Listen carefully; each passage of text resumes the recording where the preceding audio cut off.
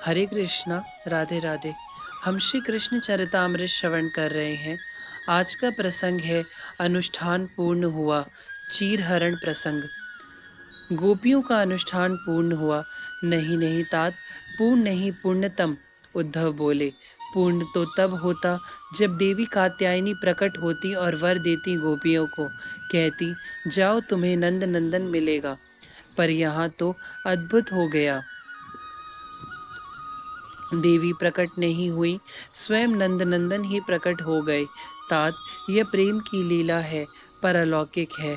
हाँ, देखने में लगता है अवश्य कि सामान्य लौकिक लड़का लड़की की तरह यहाँ सब चल रहा है, पर नहीं, यह तो परम ब्रह्म की अपनी आत्म क्रीड़ा है। वृत्ति ही गोपियाँ हैं और आत्म स्वयं श्री कृष्ण है। अपने से अपने खेल कर रहे हैं, यही तो लीला है। उद्धव ने कहा और आगे का प्रसंग सुनाने लगे। ब्रजंगनाओं के आनंद का कोई ठिकाना नहीं है। हाँ, ठंड लग रही है, शीतल जल है और ऋतु भी तो शीत है। पर श्याम सुंदर आज स्वयं आ गए। सोचा था गोपियों ने कि कितना अच्छा हो भगवती प्रकट हो जाती और आज वर करती कि जाओ तुम्हें मिलेगा तुम्हारा प्यारा। पर यहाँ तो प्यारा ही आ गया। पर हे श्याम सुंदर, हमारे वस्त्र दे दो। यमुना जल से गोपियों ने श्याम सुंदर को पुकारा। एक बार में नहीं सुना कन्हैया ने। जब दो तीन बार जोर से चिल्लाकर बोली, तब जाकर मुझसे कह रही हो। हंसते हुए बोले नंद लाल, हाँ तुमसे ही कह रही हैं। गोपियों ने कहा, हाँ कहो। कन्हैया चपलता कर रहे हैं, हमारे वस्त्र दे दो। समस्त गोपियों ने हाथ जोड़कर कहा, क्या? फिर कहना श्याम सुंदर की नटखट छवि।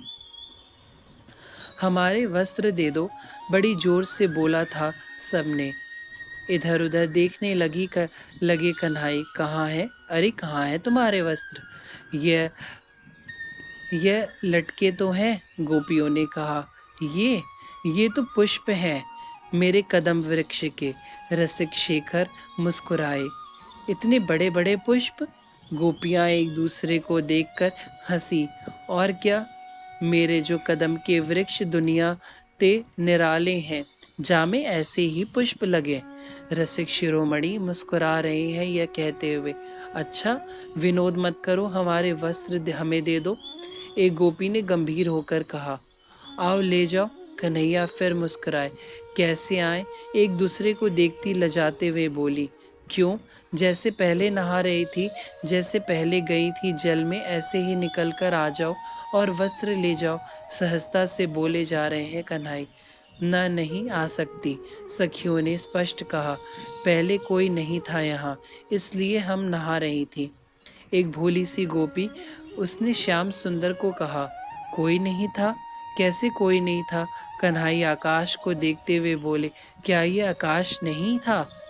फिर यमुना की ओर देखते हुए बोले, क्या ये यमुना नहीं थी?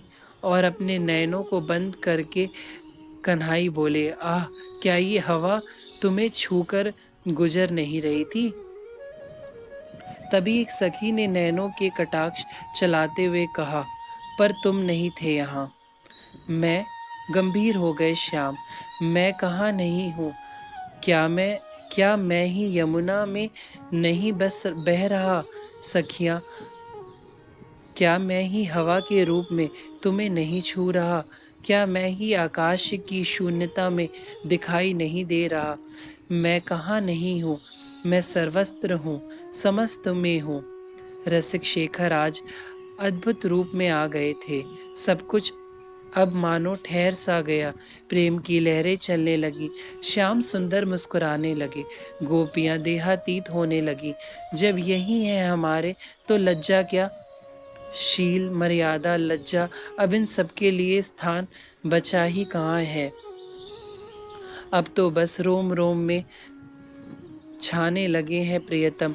गोपियां बाहर आने लगी। कन्हैया देख रहे हैं, आवरण भंग किया है वृत्तियों का। कुछ छुपाव अब शेष नहीं था। प्रियतम ही अब घूंघट उठाए तो यह परम सौभाग्य है उस प्रियसी का। दुर्भाग्य तो वह होता जब ज्ञानियों की तरह स्वयं ही घूंघट उठाना पड़ता। रुको, कन्हैया कूदे वृक्ष से। सब गोपियां अपने अपने हाथों को ऊपर उठाकर बोली, हे श्याम सुंदर, हम सब तुम्हारी ही हैं।